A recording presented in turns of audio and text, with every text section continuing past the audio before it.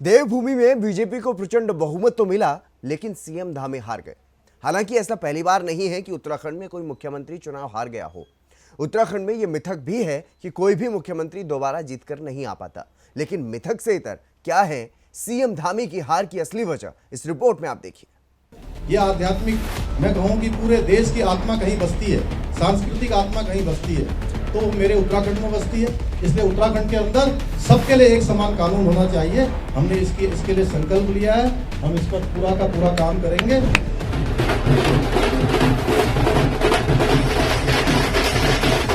यहाँ सरकार भारतीय जनता पार्टी की होगी और धामी जी बहुत महत्वपूर्ण नेता है हमारे। आप चिंता मत करिए, ये प्रदेश के नेता नहीं, अब राष्ट्र के नेता हैं। उत्तराखंड में इस बार चुनावी नतीजों ने हर किसी को हैरान कर दिया, क्योंकि देवभूमि में अब तक कई मिथक काम कर रहे थे, जिनमें सीएम का चुनाव हारना और किसी भी पार्टी की दोबारा सरकार ना बनना, ये दो मुख्य मिथक रहे हैं। इनमें से एक मिथक टूट गया, क्योंकि बीजेपी को फिर से पूर्ण बहुमत मिला। 44.3% वोट शेयर के साथ बीजेपी को इस बार 47 सीटों पर जीत मिली। लेकिन एक मिथक अभी भी बरकरार है। सीएम धामी के चुनाव हार जाने के बाद ये मिथक बना हुआ है कि राज्य में कोई भी सीएम दोबारा चुनाव नहीं जीत पाया। जिसके नाम पर चुनाव लड़ा गया वो चुनाव हार गया। हालांकि हार के बाद भी यूनिफॉर्म सिविल कोड के वादे पर सीएम धामी अपने वादे को दोहराते नजर आए। यह आध्यात्मिक, मैं कहूँ कि पूरे देश की आत्मा कहीं बसती है, सांस्कृतिक आत्मा कहीं बसती है, तो मेरे उत्तराखंड में बसती है। इसलिए उत्तराखंड के अंदर सबके लिए एक समान कानून होना चाहिए। हमने इसके लिए संकल्प लिया है, हम इस पर पूरा का पूरा काम करेंगे।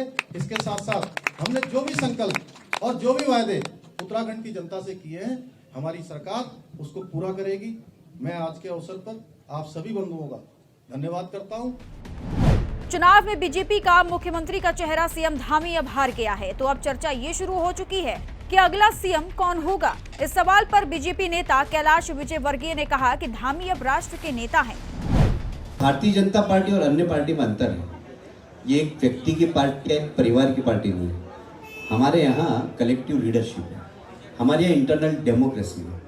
विधायक दल का बैठक होगी, विधायक दल में नेता चुना जाएगा, उस नेता का नाम फिर पार्लियामेंट बोर्ड में जाएगा, पार्लियामेंट बोर्ड उसका निर्णय करेगा। इसलिए ये आज की तारीख में कोई भी कहने की स्थिति में नहीं है कि कौन मुख्यमंत्री होगा। पर हाँ, यहाँ सरकार भारतीय जनता पार्टी की होगी और धामी जी बहुत महत्वपूर्ण नेता है हमारे। आप चिंता मत करिए, ये प्रदेश के नेता नहीं, अब राष्ट्र के नेता हैं। अब सवाल ये उठ रहा है कि आखिर ऐसे कौन से कारण हैं जिस वजह से सीएम धामी को हार का सामना करना पड़ा। राज्य में बीजेपी की प्रचंड जीत क्या धामी की जीत है या पीएम मोदी की? तो ऐसे में कुछ सियासी पंडितों का मानना है कि पीएम मोदी के योगदान से इनकार नहीं किया जा सकता, लेकिन सीएम धामी के लिए खटीमा पहले से ही असुरक्षित सीट मानी जा रही थी। तो कुछ का ये मानना है कि सीएम का फोकस पूरे राज्य पर था, इसलिए अपने क्षेत्र में ज्यादा ध्यान नहीं दे पाए। तो कुछ का ये मानना भी है कि धामी कोई स्थापित नेता नहीं है, अचानक सीएम बने थे और सीएम उम्मीदवारी के हिसाब से सीट का चयन भी नहीं हुआ था, इसलिए हार का सामना करना पड़ा। और कुछ लोगों का यह भी मानना है कि कांग्रेस ने पूरे दमखम के साथ चुनाव लड़ा, क्योंकि कांग्रेस उम्मीदवार भुवन कापड़ी पिछली बार बहुत कम अंतर से हारे थे और इस बार काफी सक्रिय रहे, तो निश्चित रूप से धामी को नुकसान हुआ। हालांकि बीजेपी इस हार के पीछे किस कारण को ज्यादा महत्व दे रही है ये अलग बात है, लेकिन कई जमीनी कारण ऐसे रहे हैं जिनकी वजह से सीएम धामी को खटीमा में हार का सामना करना पड़ा। लेकिन सीएम धामी के चेहरे पर चुनाव लड़े जाने के बाद इस बात में भी कोई दो राय नहीं है कि हार के बाद भी धामी का कद बढ़ा है।